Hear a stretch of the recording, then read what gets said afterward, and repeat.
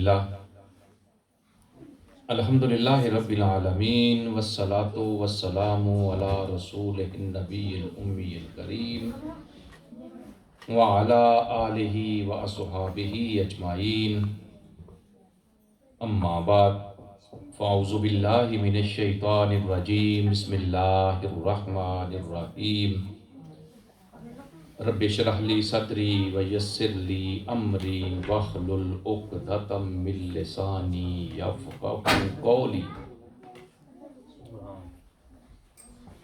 ان اللہ وملائکتہ یصلون علی النبی یا ایھا الذین آمنوا صلوا علیہ وسلموا تسلیما اللہم صل وسلم علی سیدنا و مولانا محمد وعلى آل سیدنا و مولانا محمد وبارک وسلم صلاة و سلاما علیک یا سیدی یا رسول اللہ وعلى آلک و اصحابک یا سیدی یا حبیب اللہ۔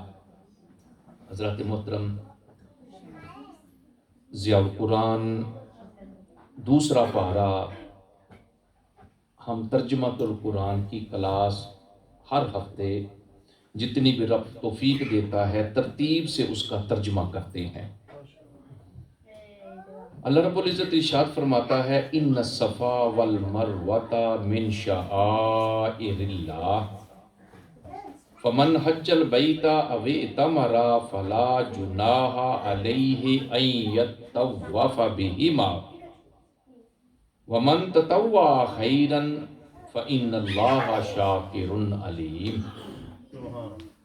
بے شک صفا اور مروہ اللہ کی نشانیوں میں سے ہیں، پس جو حج کرے یا عمرہ کرے تو کوئی حرج نہیں اسے کہ وہ ان دونوں کے درمیان چکر لگائے، اور جو خوشی سے نیکی کرے تو بے شک اللہ تعالی بڑا ہی قدردان اور خوب جاننے والا ہے۔ یہاں پر دو پہاڑیوں کا ذکر کیا گیا ہے، ایک صفا اور ایک مروہ۔ جو بھی حج اور عمرے پہ جاتا ہے تو اس کو پتا ہوتا ہے کہ صفا اور مروہ کیا ہے۔ صفا اور مروہ کے درمیان سعی کرنا عمرہ کرنے والوں کے لیے واجب ہے۔ اگر کوئی صفا مروہ کے درمیان سعی نہیں کرے گا اس کا عمرہ مکمل نہیں ہوگا اور اس کو دم دینا پڑے گا۔ اسلام کا جب ابتدائی دور تھا تو مسلمان صفا مروہ کے درمیان سعی کرنے سے تھوڑے ہچکچاتے تھے۔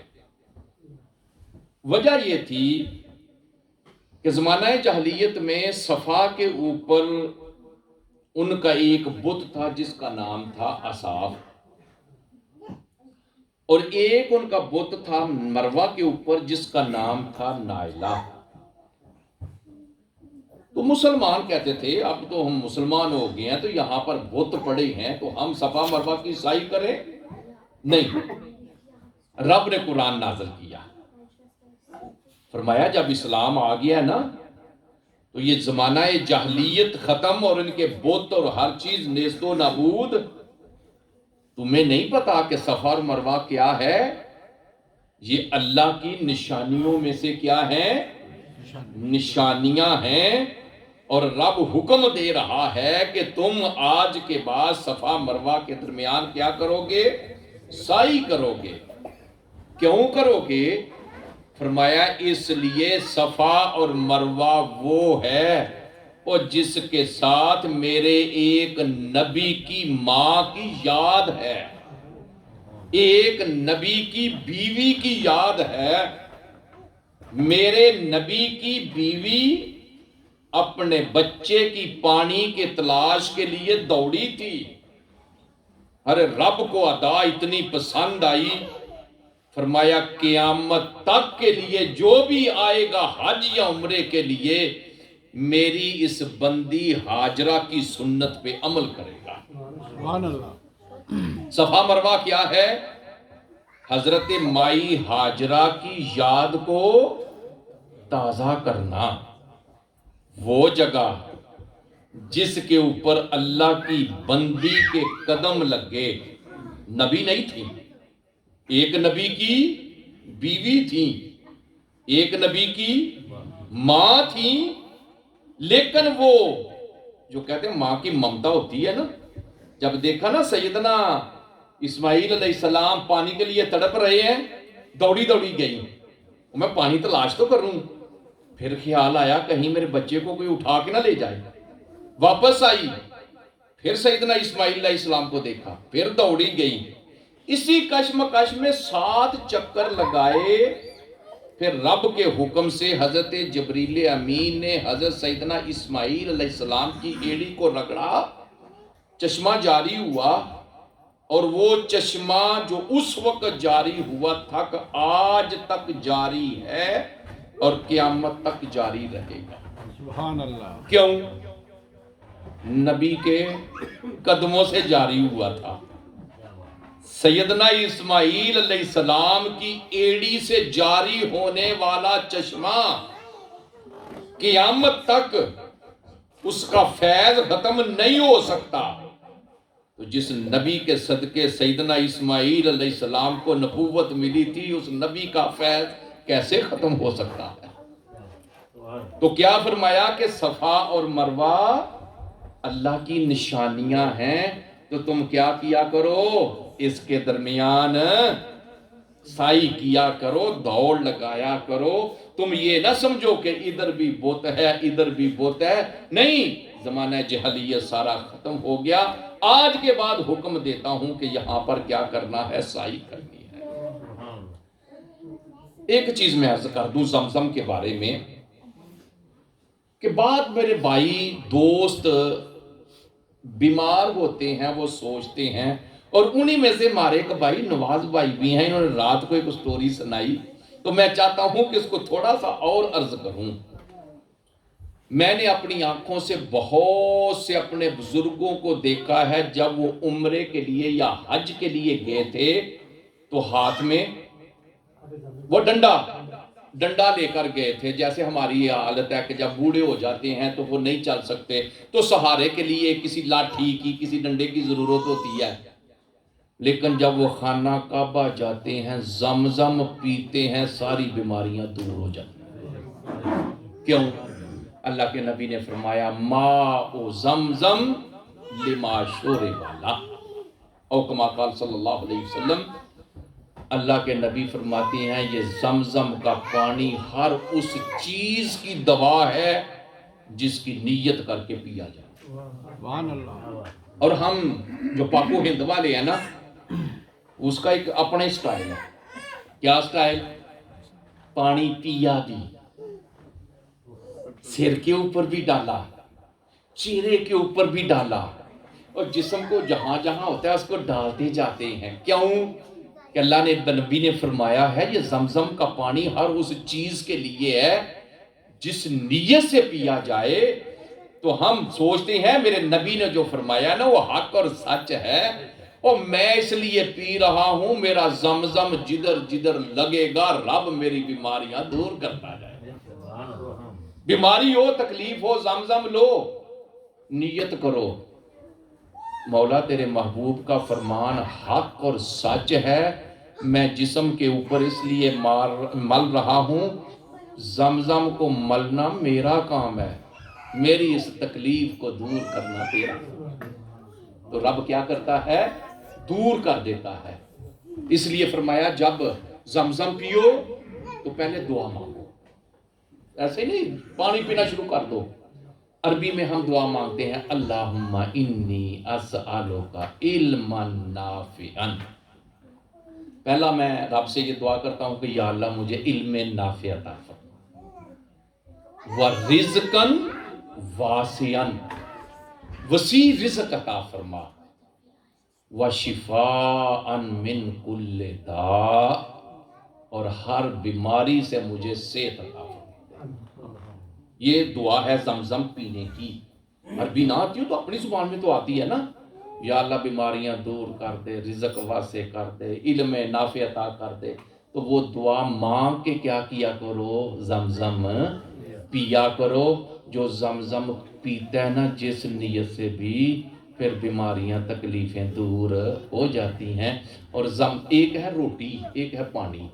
سائنسی لحاظ سے پانی کا ایک اپنا مقام ہے، کھانے کا اپنا مقام ہے، لیکن زمزم کا پانی وہ ہے کہ جتنی طاقت کھانے میں نہیں ہوتی، زمزم کے پانی میں اس سے زیادہ طاقت ہے۔ اور اگر کوئی آدمی صرف زمزم پیتا رہے نا، اس کو کھانے کی گنجائش یا بھوک کی گنجائش نہیں رہتی۔ زندگی تو پہلے آپ زمزم پانی کی حفاظت کس طرح ہوتی سی تے اس کے غیر مسلم کے پیندے نا انہوں کی شفا ہوتی؟ دیکھیے زمزم کا جب وہ چشمہ جاری ہوا نا، اب کیا ہے، پانی جاری ہو گیا ہے۔ حضرت مائی ہاجرہ واپس آئی ہیں تو دیکھا کہ پانی جاری ہے، اور جب پانی جاری ہو تو پھر وہ رکتا نہیں۔ حضرت مائی ہاجرہ نے فرمایا زم زم، کیا مطلب؟ رک جا، ٹھہر جا۔ اللہ کے نبی فرماتے ہیں اگر مائی ہاجرہ زمزم نہ کہتی تو یہ پانی پوری دنیا میں پھیل جاتا۔ فرمایا زمزم، ٹھہر جا۔ کیوں کہا؟ اس لیے کہ ایک پانی کی برکت ہے، اس کا ایک ادب ہے، احترام ہے، نبی کے قدموں سے جاری ہوا ہے۔ یہ پانی دوسرے کاموں کے استعمال کے لیے نہیں ہے۔ تو حضرت مائی ہاجرہ، اس وقت کتنے لوگ تھے؟ 2، ماں بیٹا، پانی جاری ہے۔ حضرت مائی ہاجرہ نے کیا کیا، وہ جتنی مٹی تھی نا وہ ساری کٹھی کر کے نا تو ایک تھوڑی سی باڑ بنا دی، ایک تاکہ یہ زمزم کا پانی باہر نہ نکلے۔ رب کا ایک کیا کہتے ہیں نظام ہے، رب چاہے جو چاہے کر سکتا ہے۔ تو وہ پانی اس وقت جتنی وہ جگہ بنائی تھی اس کے اندر اندر ہی رہتا تھا۔ اب اس وقت دور دراز تک کوئی آبادی نہیں ہے، صرف دونوں ماں بیٹا ہیں، کیونکہ رب نے فرمایا تھا جب چھوڑا تھا نا تو رب نے کیا فرمایا تھا، ابراہیم اپنی بیوی اور بیٹے کو اس جگہ پہ چھوڑ کے آؤ جہاں سبزہ نام کی کوئی چیز ہی نہیں ہے، کوئی چیز ہی نہیں ہے۔ اب پانی کی ایک اور وجہ بتا دوں، جس جگہ پہ پانی ہوگا نا وہاں پہ پرندے آپ کو ضرور نظر آئیں گے۔ اگر جو صحرائی سفر کرنے والے ہیں نا کھلے میدانوں میں، تو جو پانی تلاش کرتے ہیں نا وہ پہلے اوپر آسمان پہ کسی پرندے کو تلاش کرتے ہیں۔ اگر اس علاقے میں پرندہ نظر آ رہا ہے نا تو مطلب اس کا پانی ہے۔ اب کیا ہوا، رب کی قدرت، پرندے شروع ہو گئے، پانی تھا، قافلے آتے جاتے رہتے تھے۔ انہوں نے کہا آج تک کبھی یہاں پہ پرندے نہیں دیکھے۔ پرندوں کا ہونا ہے مطلب یہ ہے کہ پانی ہے، یہاں آج تک ہم نے پانی نہیں دیکھا تھا۔ انہوں نے کہا دیکھتے ہیں۔ جب دیکھا ایک بوڑھی ماں، ایک بچہ اور پانی کا چشمہ۔ اماں جی اجازت ہے ہم یہاں ٹھہر سکتے ہیں؟ فرمایا مجھے کوئی اعتراض نہیں، آپ بھی ٹھہر جو رہو۔ تو پھر رب نے خانے کعبے کو آباد کرنے کے لیے، مکے کو آباد کرنے کے لیے ایک سبب بنایا، اور وہ سبب تھا حضرت اسماعیل علیہ السلام کی ایڑی سے نکلنے والا پانی۔ پھر وہ جو قافلہ آیا تھا نا، کچھ لوگ ٹھہر گئے، کچھ چلے گئے، پھر ایک آیا، پھر 2 آئے، پھر ایک گھر بنا، 2 بنے، 3 بنے، آہستہ آہستہ آہستہ آہستہ مکہ جو ہے نا وہ بنتا گیا۔ ادھر رب نے حکم دیا اے ابراہیم میرا گھر تعمیر، گھر کے تو نشان ہی کوئی نہیں تھا۔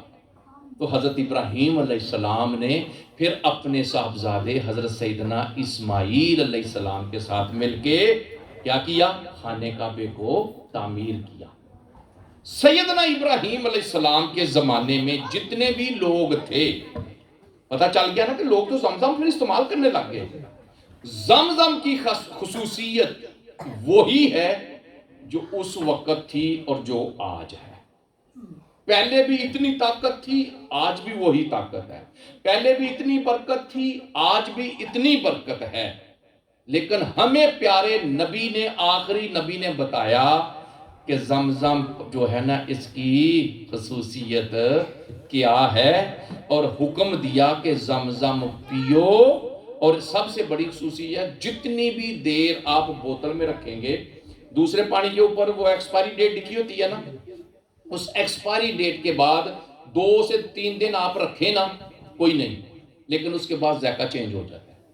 لیکن زمزم وہ ہے کبھی 5 سال بھی پڑا رہے نا تو اس کی خصوصیت وہی کی وہی رہے۔ خوش بخت ہیں وہ لوگ جو زمزم خانے کعبے میں جا کے پیتے ہیں، اور یقین کیجئے جا کے وہاں پینے کا جو مزہ ہے نا وہ اور ہی ہے۔ اور پھر کمال کی بات ایک، جتنا بھی زمزم پیتے جاؤ، جتنا بھی پیتے جاؤ، حاجت نہیں، ضرورت نہیں کہ واش روم جاؤں، ابھی 1 گلاس پانی پی لو نا، آدھے گھنٹے کے بعد دوڑ ہے کہ نہیں؟ یقین کرو آتے جاتے زمزم پیتے تھے، اور فرمایا کہ سیر ہو کے پیو، یہاں تک پیو، خوب پانی پیتے ہیں، لیکن حاجت نہیں ہوتی۔ کیوں؟ جب ہم چکر لگا رہے ہوتے ہیں نا خانے کعبے کے یا صفا مروہ کے، وہ آٹومیٹک خارج ہوتا جاتا ہے، پھر پیتے ہیں، پھر خارج ہوتا جاتا ہے، اور اس کی خصوصیت ہے جتنا بھی پیتے جائیں گے وہ اس کو محسوس نہیں۔ آج ہم خوش بخت ہیں کہ آج ہمارے پاس اس مسجد میں الحمدللہ میرے 1 نہیں 2 نہیں 3 نہیں 4 بھائی وہ موجود ہیں جو حال ہی میں ابھی عمرہ کر کے آئے ہیں۔ چلو 5واں منو ملا لو 5 تن کے نام پہ، تو 5 ہم ابھی لیٹسٹ 1 ہفتہ 2 ہفتے کو پہلے جو ہے نا کر کے آئے ہیں، اور انہوں نے وہاں پہ زمزم پیا ہے۔ مالک ان میرے تمام بھائیوں نے جو دعائیں کی، ان دعاؤں کے صدقے ہمیں بھی وہاں زمزم پینا نصیب فرما، سب کی حاضری قبول فرما، سب کی دعائیں قبول فرما۔ آج صرف یہ مقصد تھا، ایک تو 11ویں شریف کا ختم ہے، تو اس 11ویں شریف کے ختم کے اوپر اپنے بھائیوں کو دعوت دوں تاکہ وہ آئیں، جو دعائیں کی ہیں نا وہ رب کی بارگاہ میں عرض کریں، مولا قبول فرما لے، قبول فرما لے۔ کیوں؟ وہ فرماتا ہے بندے مجھ سے مانگ پھر مانگ، دنیا دار سے 1 2 تیسری مرتبہ مانگو تو کیا کہتا ہے؟ تو تینوں میں ہی لبا ہوں، تینوں اور کوئی نہیں بندہ لبے ہیں، تیسری دفعہ یا تینوں میں ہی لبا ہوں تو اور کول بھی جا نہیں۔ میرا رب فرماتا ہے بندے مانگ پھر مانگ پھر مانگ، اور فرمایا جو مجھ سے نہیں نہ مانگتا میں اس پہ ناراض ہو جاتا ہوں، اور میں خالق کائنات، وہ بندہ مانگ نہیں رہا، مجھ سے نہیں مانگ رہا، کسی چودھری کے پاس جاتا ہے، ملک کے پاس جاتا ہے، فلاں کے پاس جاتا ہے، اور نہیں، اس چودھری کو میں دیتا ہوں، مجھ سے مانگ۔ ہم اپنے رب سے مانگتے ہیں، کسی دنیا دار سے نہیں مانگتے، اور فرمایا جو مجھ سے مانگتا ہے نا رب خوش ہو جاتا ہے کہ فرشتوں دیکھو اس بندے کو پتا ہے میں ہی دینے والا ہوں، میں ہی رب العالمین ہوں۔ تو اس لیے اس رب سے مانگو پھر مانگو پھر مانگو، رب نے جو عطا کیا ہے نا پھر اس عطا کیے ہوئے میں سے اس کی بارگاہ میں جاؤ، شکر ادا کرو، مالک تو نے دیا۔ اور کوئی ہے جو کہے نہیں میں نے اپنی ذہانت پہ کمایا ہے، نہیں جی نہیں، میں انجینئر ہوں، میں ڈاکٹر ہوں، میں پروفیسر ہوں، میں نے اس لیے کمایا، کوئی ہے کہے نا۔ اگر ایسے ہوتا نا تو ایک ان پڑھ جو ہے نا وہ یہ نہ کہتا کہ میرے پاس بھی اتنے پیسے ہیں، پتہ یہ چلا دینے والا وہ ہے، اور جو مانگتا ہے وہ دیتا ہے۔ مالک ہم نے بڑا کچھ تجھ سے مانگا، اپنی استطاعت کے مطابق، حیثیت کے مطابق۔ میں کسی کے پاس جاؤں گا نا تو حیثیت دیکھ کے مانگوں گا، کوئی دوسرا جائے گا نا وہ حیثیت میں مانگوں گا سینکڑوں میں، ایسے ہی ہے نا۔ بزنس مین کے پاس جاتا ہے تو مانگتا ہے لاکھوں میں، پھر جب اوپر والا جاتا ہے نا تو وہ کس میں؟ ملین میں، کروڑوں میں۔ کیوں؟ اس کو پتا ہے مجھے ملین کی ضرورت ہے، کروڑوں کی ضرورت ہے۔ میں اپنی حیثیت دے کے رب سے مانگتا رہا، مالک جو نہیں نہ مانگ سکا تو وہ بھی عطا کر، کیونکہ تو عطا کرنے والا ہے نا۔ والحمدللہ آج خوشی ہوئی، سارے دوست میرے بھائی آئے، دور دور سے آئے، ماشاءاللہ اللہ سب کو جزائے خیر عطا فرمائے۔ جس کو بھی عرض کیا آ گئے کہ آج اللہ کے گھر میں پروگرام ہے، ہم بھی اس خوشیوں میں دعا میں شامل ہوں گے اور رب کرم کرے گا آئندہ ہم بھی جائیں گے۔ تو الحمدللہ ہماری مسجد کی ایک یہ خصوصیت ہے، جب کوئی جاتا ہے اس کو دعا کرنے کے لیے کھلاتے ہیں، اور جب کوئی آتا ہے پھر اس سے دعا لینے کے لیے ہم جاتے ہوئے بھی پروگرام، آتے ہوئے بھی پروگرام، وہ دینے والا وہ ہے، تو ہم کیوں اس میں سے پریشان ہوں؟ تو اس کے دیے ہوئے میں سے یہ سارے پروگرام ہوتے رہتے ہیں۔ میری بہنیں گئیں، بچیاں گئیں، بچے گئے، مالک سب کا سفر قبول فرمائے، سب کا سفر قبول فرمائے، آمین ثم آمین۔ میرا درس قرآن ایک آیت کے اوپر ہی آج الحمدللہ۔ اب میں چاہوں گا کہ جو بھائی عمرہ کر کے آئے ہیں نا، وہ ہمیں اللہ کے نبی کی نعت شریف سنائیں گے، دو دو چار چار شعر سنائیں گے، پھر ختم شریف ہوگا، پھر ہم یہ دو نانا پڑھی ہیں۔ ٹھیک ہے۔